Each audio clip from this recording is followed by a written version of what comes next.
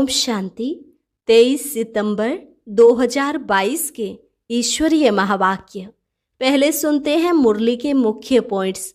बाबा ने कहा, जब तक बाप ना आए तब तक आत्मा जो संकल्प करती है वह विकल्प ही बनता है। अभी बाप द्वारा तुमको बुद्धि मिली है, रोंग काम करने के लिए तुमको मना है। इन कर्मेंद्रियों से अब कोई विकर्म नहीं करना। देह सहित जो कुछ है वह सब यहीं छोड़ अभी तुमको बाप के पास वापस जाना है, तो देह अभिमान छोड़ देना चाहिए। आत्मा का काम है बाप से वर्षा लेना। बाप तुम बच्चों को पुरुषार्थ करा रहे हैं। वह खुद कहते हैं, अगर धारणा नहीं होती तो कम से कम बाप और वर्षे को तो याद करो। इस दुख धाम को भूल जाओ। अब तुम कौड़ी से हीरे जैसा बन रहे हो। एक बाप को ही ज्ञान रत्नों का सागर कहा जाता है। यह एक एक रत्न लाखों रुपयों का है। सारे ड्रामा का सार आज और कल में समाया हुआ है। कल तुमको राजाई दी थी, आज नहीं है। अब फिर ले रहे हो, कल फिर तुम राज्य करेंगे।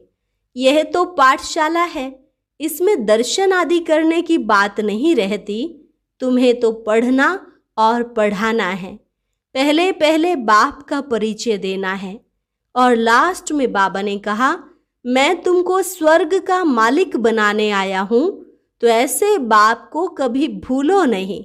नरक के मालिक बनाने वालों को तो भूलते नहीं, फिर मुझ बाप को क्यों भूल जाते हो? भले माया फिर भी भुलाएगी, परंतु तुम कोशिश करो याद में रहने की। और अब सुनते हैं महावाक्यों को विस्तार से। मुरली का सार।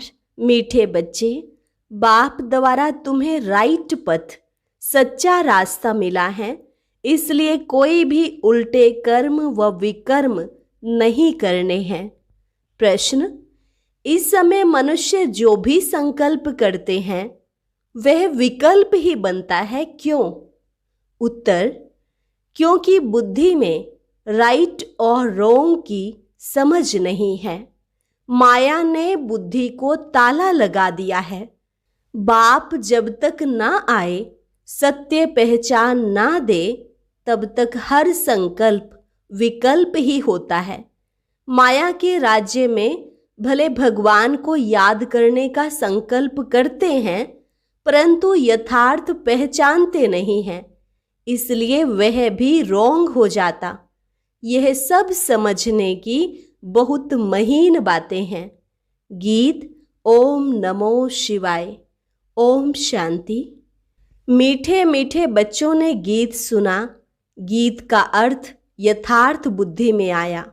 वह जो गाते हैं उनका अर्थ नहीं जानते।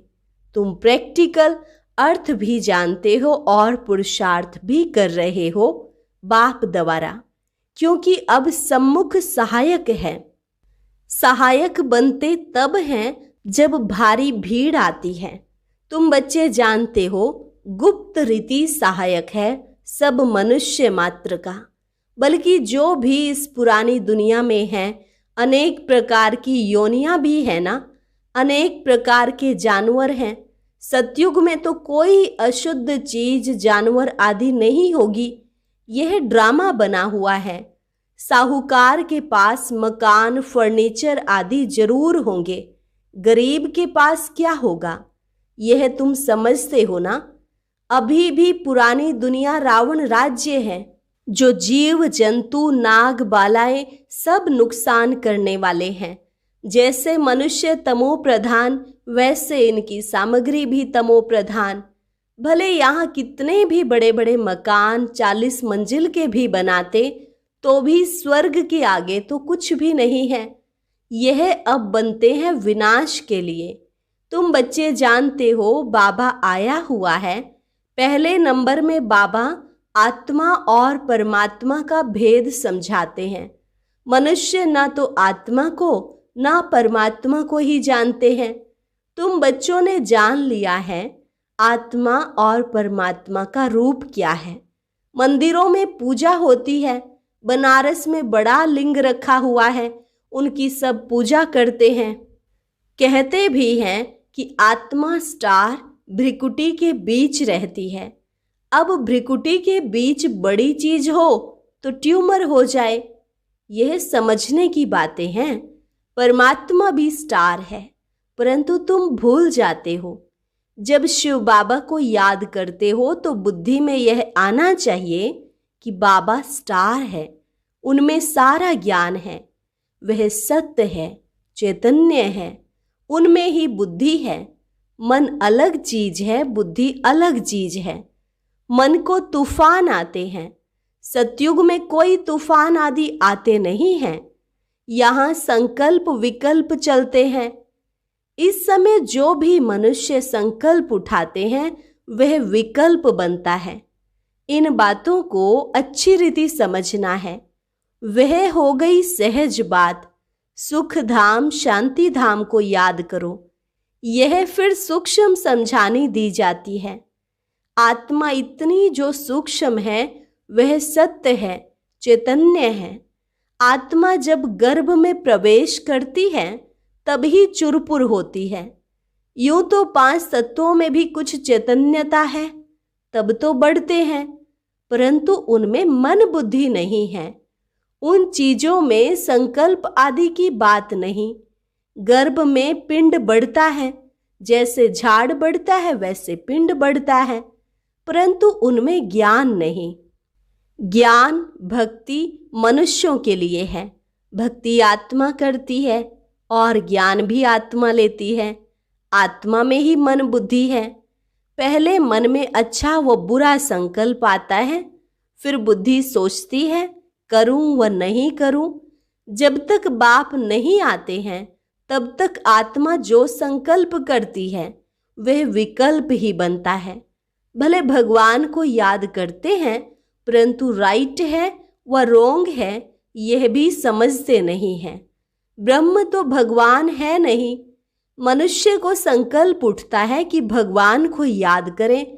बुद्धि कहती है यह राइट है, परंतु बुद्धि का ताला बंद है क्योंकि माया का राज्य है। भक्ति जो करते हैं वह रोंग करते हैं। कृष्ण की भक्ति करते हैं, पहचान कुछ भी नहीं। जो कुछ करते हैं अनराइटियस। अब बाप द्वारा बुद्धि को अक्ल मिली है। रोंग काम करने लिए मना है। कर्मेंद्रियों से विकर्म करना मना है। बुद्धि कहती है ईश्वर सर्वव्यापी नहीं है। अब बुद्धि को राइट पथ मिला है। तुमको हर बात की सही समझ मिली है। आगे जो कुछ करते थे वह रोंग ही करते थे। भक्ति भी अनराइटियस करते थे। शिव की भक्ति करते थे, बड़ा लिंग बनाते थे, परंतु इतना बड़ा शिव बाबा थोड़े ही है। अब तुम्हारी बुद्धि का ताला खुला है, तब समझते हो सब अनराइटियस है ही झूठी दुनिया। सतयुग है सच्ची दुनिया। उसकी स्थापना किसने की? ट्रुथ एक बाप को ही कहा जाता है। वह जो सुनाते हैं सब सच बोलते हैं, सचखंड की स्थापना करते हैं। यह डिटेल की बड़ी महीन बातें हैं, कोई भी यह समझ न सके। बहुत महीनता में जाना पड़ता है।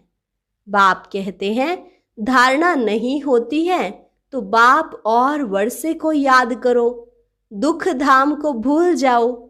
मनुष्य नया मकान बनाते हैं तो बुद्धि योग पुराने मकान से निकल नए में लग जाता है। समझते हैं कि पुराना तो खत्म हो ही जाएगा। यह फिर है बेहद की बात। देह सहित जो कुछ है सब छोड़ना है। यह देह भी तो वापस नहीं जानी है। आत्मा को ही बाप के पास वापस जाना है। बाबा कहते हैं मुझे याद करो, मैं जो हूं जैसा हूं। तुम्हारी आत्मा में भी कैसे पार्ट भरा हुआ है? 84 जन्मों का पार्ट कितनी छोटी सी आत्मा में भरा हुआ है। 84 लाख जन्मों का पार्ट तो इम्पॉसिबल हो जाए।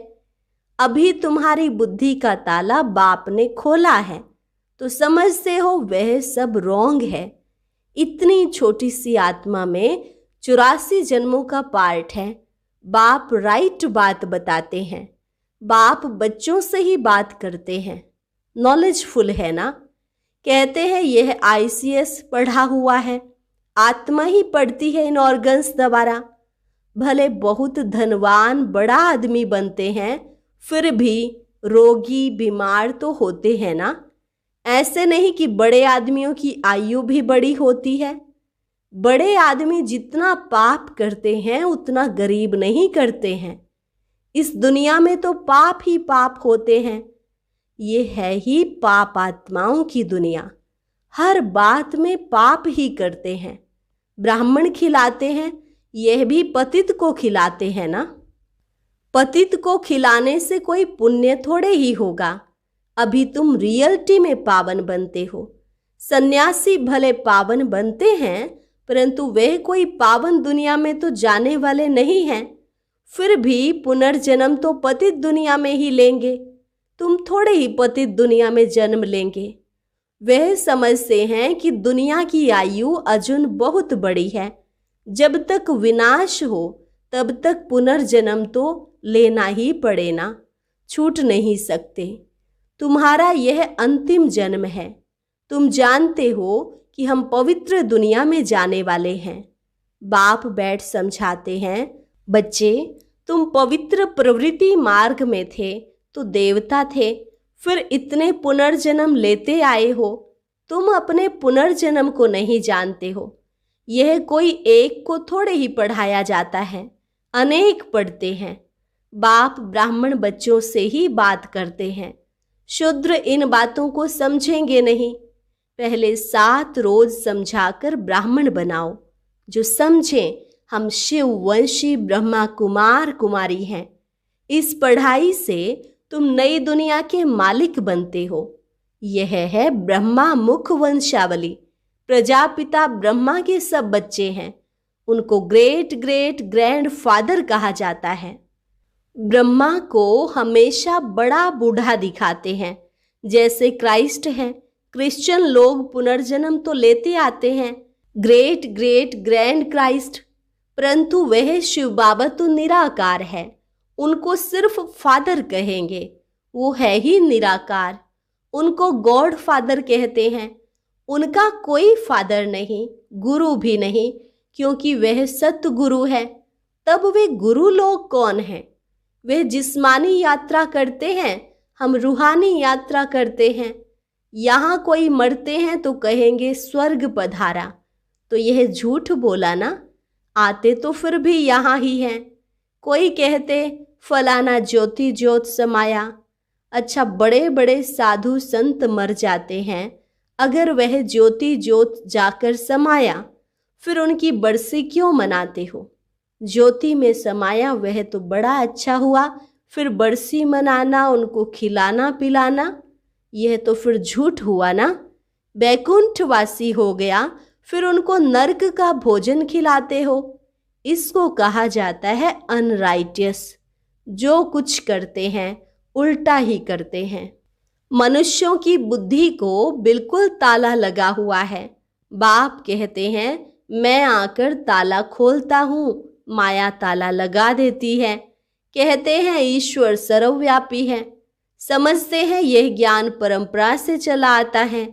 इन विचारों को कुछ भी पता नहीं।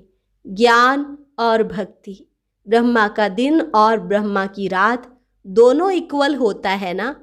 फिर सतयुग दिन की इतनी बड़ी आयु और रात को इतना छोटा क्यों कर दिया है? ब्रह्मा का दिन और ब्रह्मा की रात दोनों इक्वल होने चाहिए ना। यह बेहद की बात है। बाप आकर सब बातें समझाते हैं। बाप को ही ज्ञान रत्नों का सागर कहा जाता है। एक एक रत्न की वैल्यू लाखों रुपया है। बाप बच्चों को समझाते हैं कल की बात है। तुमको समझाकर राज्य भाग्य देकर गया था, तुमने राज्य किया, अब गंवा दिया है। कल तुमको राजाई दी थी, आज है नहीं, फिर लो। आज और कल की बात है। भारत कल स्वर्ग था, भारत में ही शिव जयंती मनाते हैं। जरूर शिव बाबा आया होगा, अब फिर से आया है, तुमको राज्य भाग्य दे रहे हैं। अब तुम कौड़ी से हीरे जैसा बने हो। तुम एक्टर्स ने बेहद के ड्रामा के आदि मध्य अंत को जाना है, अर्थात त्रिकालदर्शी बने हो। बाप कहते हैं कि मीठे मीठे बच्चे, मुझ बाप को याद करो, भूलो नहीं। मैं तुमको स्वर्ग का मालिक बनाने आया हूँ। तुम नर्क के मालिक बनाने वालों को भूलते नहीं हो और मुझ बाप को भूल जाते हो। माया जरूर भुलाएगी, परंतु तुम कोशिश करो याद में रहने की। आत्मा को बाप ज्ञान देते हैं। आत्मा का काम है बाप से वर्षा लेना, देह अभिमान छोड़ना है। तुम बच्चों को पुरुषार्थ कराने वाला एक बाप है। यह पाठशाला है, इसमें दर्शन करने की बात नहीं रहती। प्रिंसिपल का दर्शन करना होता है क्या? यह तो समझने की बात है। यह राजयोग की पाठशाला है, आकर समझो। पहले पहले समझानी देनी है एक बाप की, तब तक आगे बढ़ना ही नहीं है। बाप की समझानी दे, फिर लिखवा लेना चाहिए। निश्चय बैठ जाए कि शिव बाबा से बेहद का वर्षा मिलता है, तो ऐसे बाप से मिलने बिगर रह ना सके। त्रिमूर्ति शिव कहा जाता है। ब्रह्मा विष्णु शंकर को रचने वाला शिव। प्रजापिता जरूर ब्रह्मा को ही कहेंगे, विष्णु व शंकर को नहीं कहेंगे। प्रजापिता ब्रह्मा द्वारा विष्णुपुरी की स्थापना होती है। जगत पिता और यह जगत अम्बा, फिर लक्ष्मी नारायण जाकर बनते हैं, उनके बच्चे वारिस बनते हैं। बाकी त्रिमूर्ति ब्रह्मा का तो अर्थ ही नहीं निकलता। इनमें बाप ने प्रवेश किया है, इनकी आत्मा को बाप पवित्र बनाते हैं। अच्छा, मीठे मीठे सिकिलधे बच्चों प्रति माता पिता बाप दादा का याद प्यार और गुड मॉर्निंग। रूहानी बाप की रूहानी बच्चों को नमस्ते। रूहानी बच्चों की रूहानी बाप दादा को नमस्ते नमस्ते, गुड मॉर्निंग। धारणा के लिए मुख्य सार। पहली पॉइंट, बाप ने बुद्धि का ताला खोला है, इसलिए कर्मेंद्रियों से कोई भी रॉन्ग कर्म नहीं करना है। ध्यान रखना है कोई भी संकल्प विकल्प का रूप ना ले। अब वापस घर चलना है, इसलिए इस देह को भी भूलना है। दुख धाम से बुद्धि योग निकाल बाप और वर्षे को याद करना है। वरदान, व्यर्थ की अपवित्रता को समाप्त कर संपूर्ण स्वच्छ बनने वाले होली हंस भव। व्यर्थ की अपवित्रता को समाप्त कर संपूर्ण स्वच्छ बनने वाले होली हंस भव। होली हंस की विशेषता है सदा ज्ञान रत्न चुगना और निर्णय शक्ति द्वारा दूध पानी को अलग करना, अर्थात व्यर्थ और समर्थ का निर्णय करना। होली हंस अर्थात सदा स्वच्छ, स्वच्छता अर्थात पवित्रता, कभी भी मैलेपन का असर ना हो। व्यर्थ की अपवित्रता भी नहीं। अगर व्यर्थ भी है तो भी संपूर्ण स्वच्छ नहीं कहेंगे। हर समय बुद्धि में ज्ञान रत्न चलते रहे, ज्ञान का मनन चलता रहे तो व्यर्थ नहीं चलेगा। इसको कहा जाता है रत्न चुगना। स्लोगन, नाव और खिवैया मजबूत हो तो तूफान भी तोहफा बन जाते हैं। नाव और खिवैया मजबूत हो तो तूफान भी तोहफा बन जाते हैं।